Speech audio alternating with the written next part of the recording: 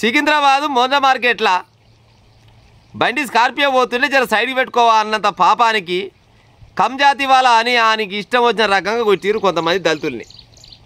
పేదోళ్ళని అనుకుందాం, సరే ఇక కులాలు ఎందుకు అడగానే, పేదోళ్ళని కొట్టిరు.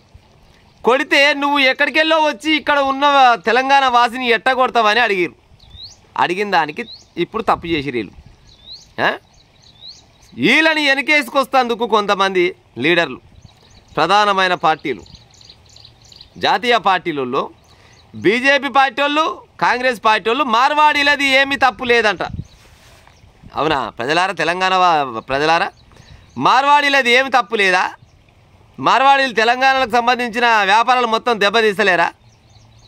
ఎన్ని బంగారాల షాపులు మార్వాడీలు లేవు, ఎన్ని సిమెంట్ ఫ్యాక్టరీ సిమెంటు షాపులు లేవు, ఐరన్ షాపులు లేవు, రంగు డబ్బాలే లేవా, లేకపోతే బుగ్గల అమ్మే కాడ లేవా, ఫ్యాన్ల అమ్మే కాడ లేవా? ఒక వ్యాపారం అంటుండు, మేము 63 రూపాయలకు కొనుక్కొస్తాము ఒక ఆశీర్వాదు అదేంది పిండి, 63 తెచ్చి 62కి అమ్ముతాము, వాళ్ళు మాత్రం 60కే అమ్ముతురు, వాళ్ళకేయడానికి వస్తుందో అని పరిశాన్ అవుతుండు ఈ తెలంగాణ వ్యాపారి. మరి 2 నెంబరు మాల్ తెస్తే మరి రాకుట్ ఏం చేస్తుంది? 50కేనేమో అది వనికెరక. అందులో ఏమన్నా పుల్ల పెట్టి చెక్ చేస్తున్నామా ఈ పిండి ఆయమన్నదా కాదా అని ఏమన్నా చెక్ చేసేది ఉందా మనం ఏమన్నా?